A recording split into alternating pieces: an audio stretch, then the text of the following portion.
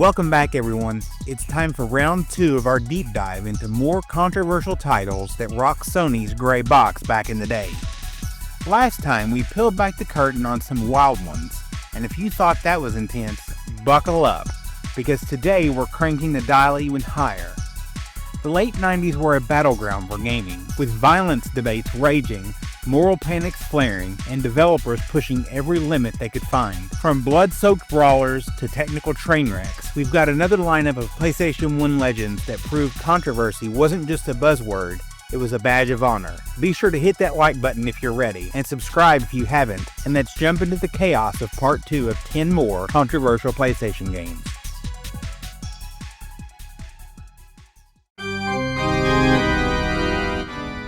Medievil. Medievil crept into the PlayStation 1 in 1998 and was a game that dared to mix gothic horror with slapstick humor.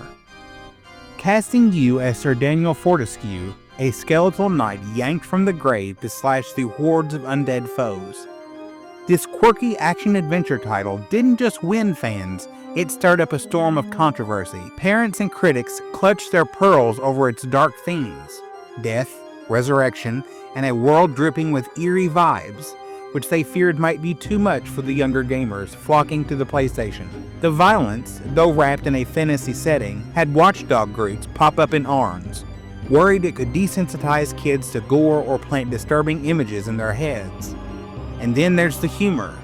Medieval's cheeky jabs at its own macabre premise didn't sit right with everyone. Some saw it as trivializing serious topics like morality, turning the afterlife into a punchline. Was this a playful romp through a spooky tale, or a step too far for impressionable minds? The drama around Medieval wasn't just about its skeletons and swordplay, it was a spark in a much bigger fire raging through the late 1990s gaming world.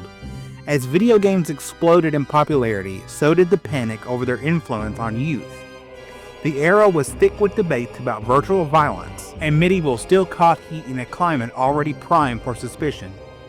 Its developers fought back, arguing it was all in good fun, a cartoonish fantasy, not a blueprint for chaos. Yet the backlash painted a much bigger picture, a tug of war between creative freedom and societal pressure. Medieval became more than a game, it was a lightning rod in the clash over what video games could or should be. Formula 1 98. Formula 1 98 roared onto the PlayStation scene in 1998, but instead of the triumphant screech of tires, it was met with the groans of disappointed fans. Developed by Visual Science and published by Psygnosis, this game was poised to build on the stellar reputation of its predecessors, Formula 1 and Formula 1 97, which had set a high standard for racing simulations. However, what players got was a controversial disaster that felt like a slap in the face to loyal fans. The root of the uproar? Rushed development. The result was a buggy, unfinished mess that left players and critics stunned.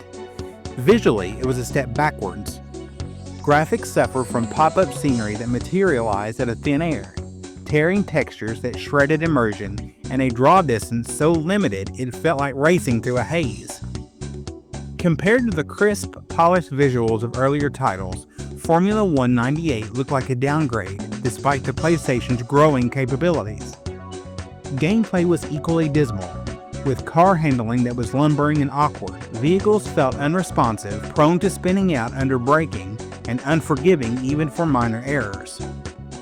For a fan base accustomed to precision and excitement, this was a bitter pill to swallow, sparking outrage and cementing the game's infamous reputation. The controversy didn't stop at graphics and handling. Formula 1 98 piled on more frustrations with its poor AI and lackluster commentary. The AI drivers were a chaotic mess, either ramming players off the track with reckless abandon or plodding along at a snail's pace, ruining any sense of competitive racing. Meanwhile, the commentary featuring icons Murray Walker and Martin Brundle should have been a saving grace. Instead, it became a repetitive slog, with lines like "You're right there, Murray," looping endlessly until players wanted to rip their hair out. These flaws turned what could have been a thrilling experience into a tedious chore. Yet astonishingly, the game still topped sales charts in the UK. likely riding on the coattails of the Formula One brand's massive popularity rather than its own merits. This commercial success couldn't mask the damage done. The backlash was so severe that Psygnosis ditched Visual Science with the next installment, scrambling to restore the series' tarnished name. Formula One 98 remains a textbook example of how rushed deadlines and corner cutting can derail even the most beloved franchises, leaving behind a legacy of disappointment and a stark warning to developers: quality matters more than haste.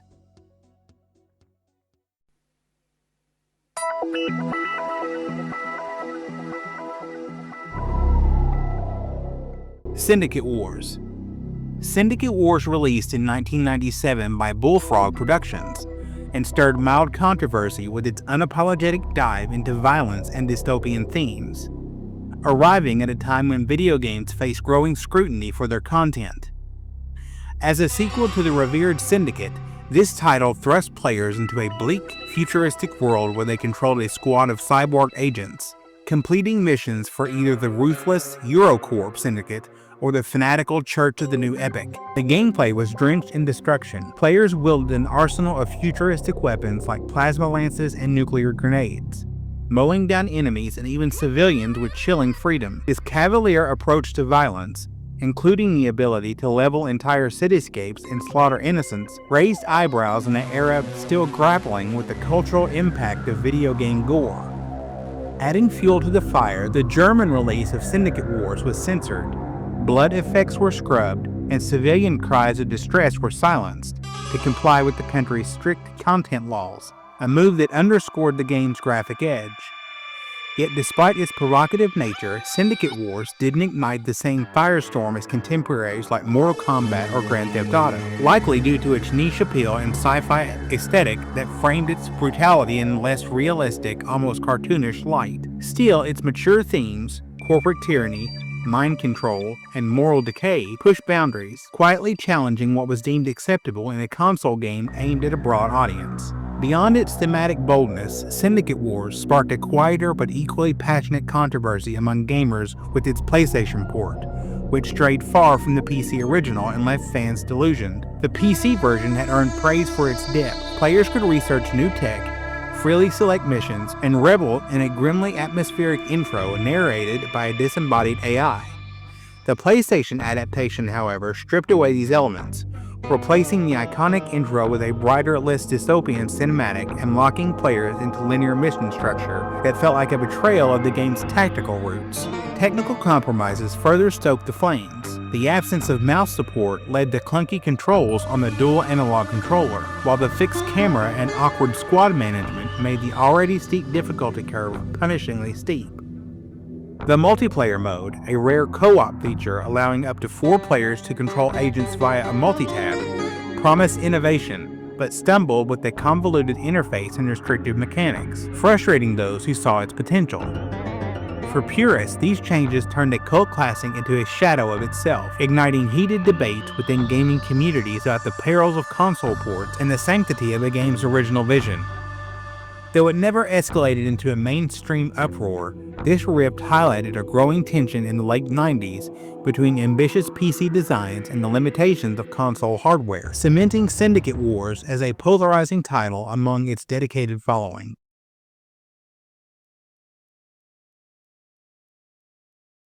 Loathe. Loathe released on the PlayStation 1 in 1995 by Gremlin Interactive, and it didn't just arrive. It stormed onto the scene with a blood-soaked bang that ignited a firestorm of controversy. This top-down shooter thrust players into a dystopian prison planet, controlling one of 6 twisted characters, like a psychopathic clown or a vengeful cyborg, each armed to the teeth and ready to unleash chaos.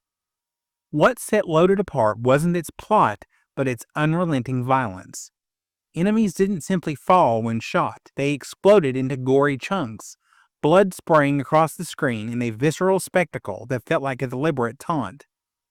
In the mid-90s, video games were already under a microscope, with titles like Mortal Kombat and Doom fueling heated debates about their influence on the youth. Loathe swaggered into this tense climate, amplifying the gored cartoonish extremes and daring critics to react. And react they did, Parents groups and watchdog organizations decried the game as gratuitous, accusing it of glorifying brutality and desensitizing players. The controversy peaked in places like Germany, where Loathe was outright banned for its excessive violence, cementing its reputation as a cultural lightning rod. Adding fuel to the fire, the game's box art featured a scantily clad woman wielding a gun, a hypersexualized image that drew accusations of sexism and objectification. For some, Loathe was a thrilling middle finger to censorship. For others, it was a reckless step too far in an industry still finding its footing. Beyond its bloodshed, Loathe stirred controversy by clashing with the PlayStation's emerging identity as a mainstream, family-oriented console. Sony had launched the PlayStation in 1994 as a sleek, accessible alternative to the niche, hardcore gaming of PCs. But Loathe arrived like a wrecking ball, flaunting its mature themes and relentless carnage. Its rogues gallery of anti-heroes, mercenaries, mutants, and madmen slaughtered their way through nightmarish levels, leaving trails of dismembered bodies set to a pounding industrial metal soundtrack by Patrick Phelan that screamed aggression. This wasn't the kind of game you'd expect next to Crash Bandicoot under the family TV, and that dissonance rattled critics. They argued that Loathe was a Trojan horse, smuggling PC-style ultra-violence into living rooms and undermining Sony's careful curated image. The game's dark, twisted humor and unapologetic M rating only deepened the divide. Some saw it as a bold evolution for console gaming, while others feared it was corrupting a platform meant for all ages. Despite mixed reviews, with a praise for its chaotic fun offset by critiques of repetition, Loathe found a defiant audience among players craving something raw and adult. It spawned a sequel and carved a niche in PlayStation lore, not just for its gameplay, but as a symbol of the industry's growing pains, a brash rebel that forced the world to question where video games' boundaries truly lay. Silent Hill. Silent Hill crept onto the PlayStation 1 in 1999, and it didn't just bring fog-shrouded streets and nightmarish creatures. It dragged video games into a firestorm of controversy. This wasn't your typical horror game with just cheap jump scares. Silent Hill plunged players into a psychological abyss, following Harry Mason as he searched for his missing daughter in a town teeming with grotesque monsters and occult undertones. The game's narrative wove a chilling tapestry of guilt, trauma, and supernatural dread, themes that hit harder than most games dared at the time. Parents and critics clutched their pearls, alarmed by the graphic violence, like blood-soaked streets and mutilated foes, and the pervasive sense of unease that clung to players long after the console powered down. Released during an era when video games faced growing scrutiny for influencing young minds, Silent Hill's M for Mature ESRB rating felt like a flimsy shield. On a console as popular as the PlayStation, it was all too easy for this mature nightmare to slip into impressionable hands, igniting debates about censorship and whether games should even tackle such dark, invasive topics. For many, Silent Hill wasn't just entertainment. It was a bold, unsettling statement that challenged the idea of video games as mere child's play, forcing society to grapple with the tension between artistic freedom and moral responsibility. The controversy didn't stop at Silent Hill's story. It extended to how the game wielded the PlayStation's tech to amplify its terror, sparking a whole new layer of debate. Developers at Konami turned hardware limitations into strengths, using thick fog and shadowy darkness to mask graphical shortcomings while crafting an oppressive atmosphere that felt suffocatingly real. Dynamic camera angles, twisted perspectives, and real-time lighting cast eerie glows, pulling players deeper into the horror, but not without a cost. Some players reported motion sickness and disorientation, raising eyebrows about whether game design had ethical limits. Then there was the audio, a haunting soundtrack by Akira Yamaoka, paired with bone-chilling sound effects, from distant screams to the static of a broken radio signaling danger. Critics hailed it as genius. Others worried it was too effective, with tales of nightmares and anxiety buzzing among players. This wasn't just about what you saw, it was about how Silent Hill made you feel, pushing the industry to confront uncomfortable questions. Should developers temper with their creativity to protect players' mental well-being? The game became a lightning rod, spotlighting the raw power of interactive media and challenging everyone, creatives and players alike, to face the unsettling reality of horror you couldn't just turn off like a movie.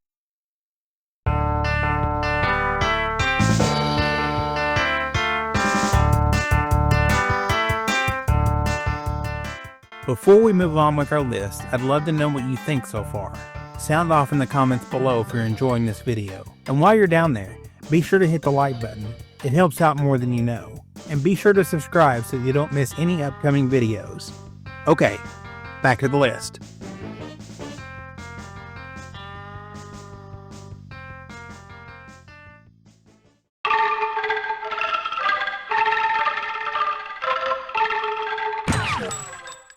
Fear Effect. Fear Effect released for the PlayStation 1 in 2000, and it didn't just push the envelope, it tore it wide open and set it ablaze. Developed by Kronos Digital Entertainment, Fear Effect plunged players into a dystopian future laced with Chinese mythology, following a trio of mercenaries on a gritty, high-stakes mission. But it wasn't the plot alone that made waves. It was the game's fearless embrace of mature, often taboo content that sparked outrage and debate. From the get-go, Fear Effect drenched its world in graphic violence, with enemies meeting gruesome, blood-soaked fates that left little to the imagination. Yet it was the sexual undertones that truly fanned the flames of controversy. But the game didn't stop there. It wove in unsettling themes like human trafficking and demonic possession, crafting a narrative that felt both bold and deeply disturbing.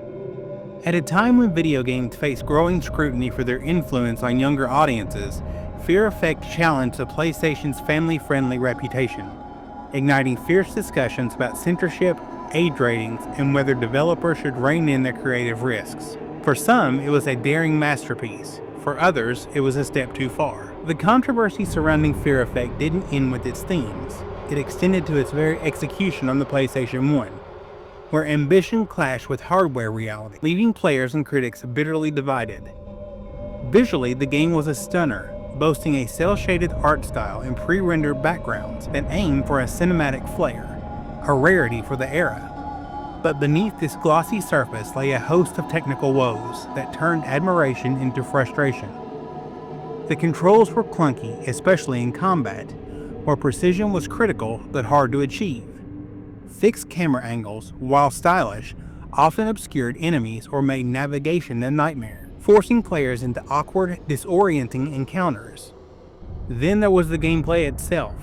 Riddled with instant death traps and punishing difficulty spikes, it leaned heavily on trial and error, testing patience more than skill. Critics were split down the middle. Some hailed its narrative guts and visual innovation, while others slammed it as a flawed mess, a case of style trumping substance. This divide fueled heated debates in the late 90s, with fans defending it as an underappreciated gem and detractors calling it a cautionary tale. Fear Effect became a lightning rod in an era when developers were stretching console limits, exposing the growing pains of a medium caught between artistic ambition and playable polish.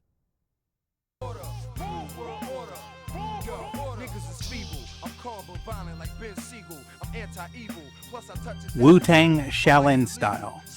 Wu-Tang Shaolin Style released in 1999 on the PlayStation, while the console was riding high. Then Wu-Tang Shaolin Style drops, a fighting game starring the iconic Wu-Tang clan, dripping with martial arts flair and hip-hop swagger.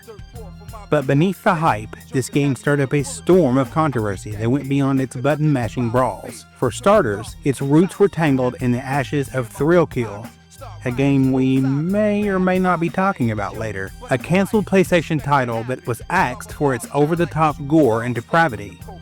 Wu-Tang Shaolin Style inherited that same engine, and while it swapped out the sadism for kung fu flair, it didn't shy away from graphic violence. Fighters like Method Man and Old Dirty Bastard delivered brutal finishers, from rocket-launched foes to severed heads, all drenched in blood.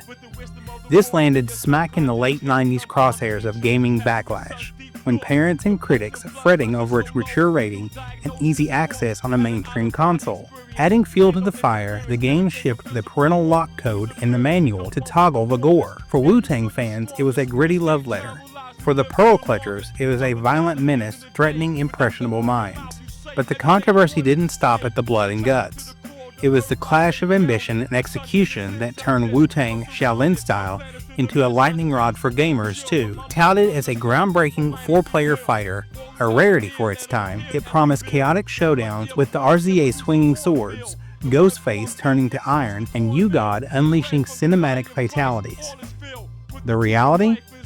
a mess of clunky controls and a wild camera that spun like a drunk director, leaving players frustrated and disoriented, especially in multiplayer mode. The game's heart shone through with its exclusive Wu-Tang tracks and a disc that doubled as a music CD, but the sloppy mechanics couldn't cash the checks its hype wrote. Even Method Man himself said it stinks years later.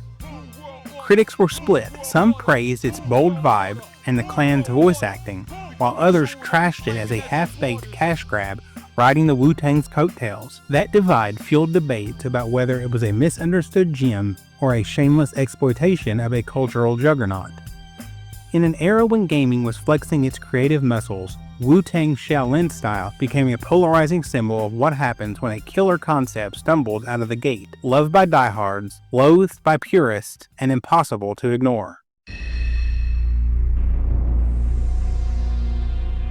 Dino Crisis.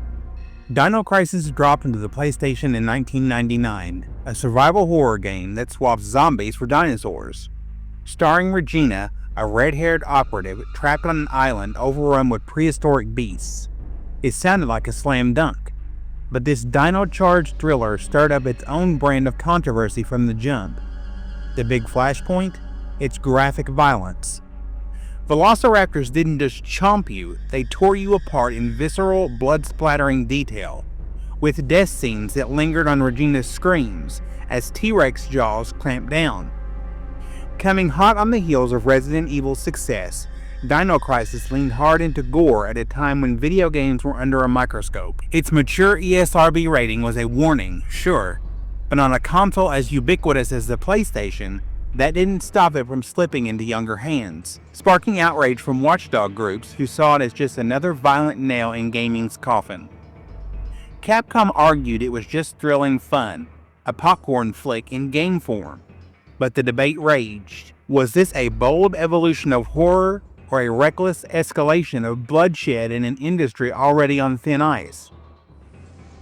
The controversy didn't end with the carnage. It dug deeper into Dino Crisis's identity crisis, splitting fans and critics down the middle. Capcom billed it as a fresh take off survival horror, blending Resident Evil vibes with real-time dinosaur AI that hunted you relentlessly.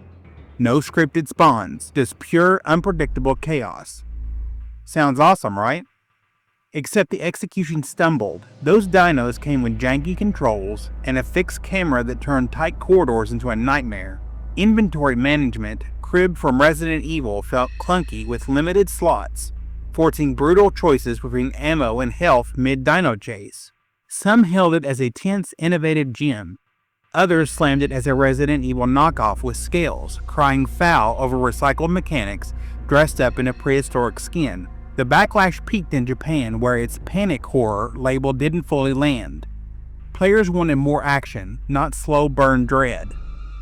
Dino Crisis became a battleground in the late 90s survival horror boom, a daring experiment that thrilled some and frustrated others, leaving its legacy as much about what it tried to be as what it actually pulled off. Tenchu Stealth Assassins.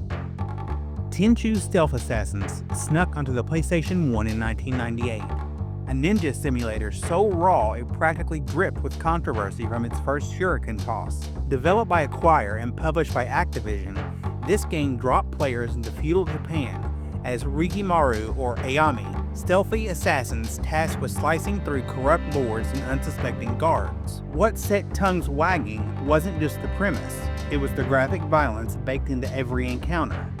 Sneak up on an enemy and you trigger a cinematic kill. Throat slit, blood gushing, bodies crumpling in a crimson spray that felt shockingly real for the PlayStation 1's blocky graphics.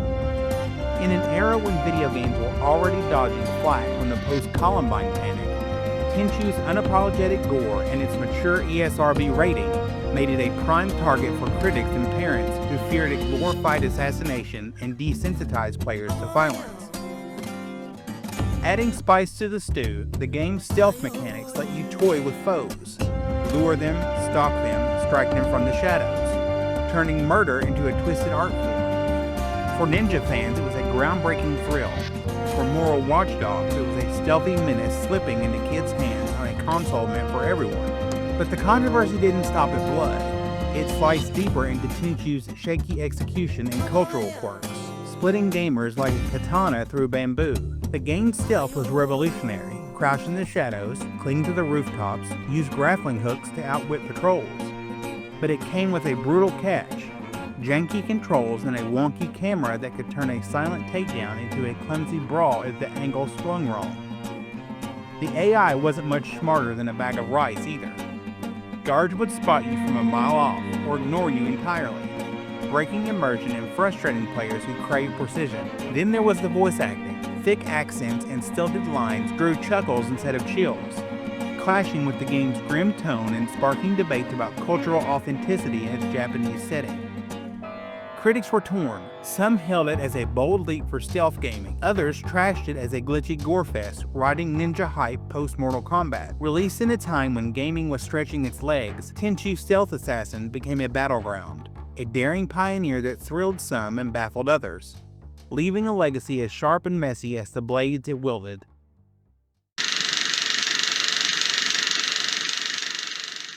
Thrill Kill.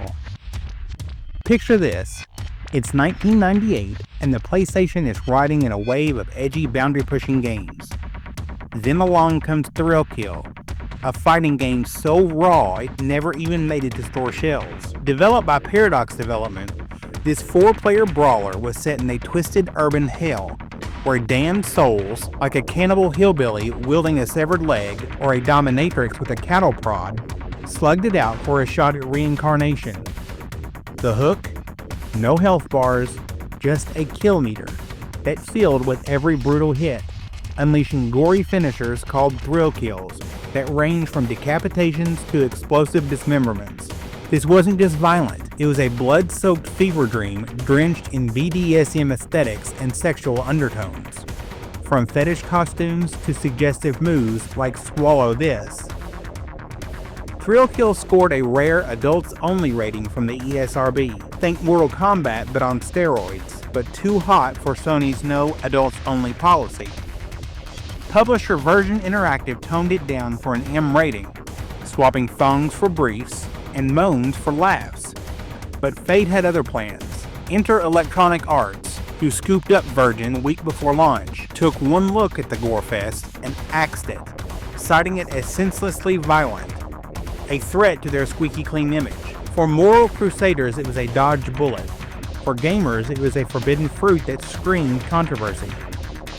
But the saga of Thrill Kill didn't die quietly. It exploded into a bootleg legend, proving controversy can outlive cancellation. With the game 99% complete, Sony approved, and sequel talks underway, EA's kill order didn't stop the developers from leaking it online, turning it into a pirated sensation swapped on CDRs in schoolyards and back alley markets. Players who cracked it open found a chaotic mess.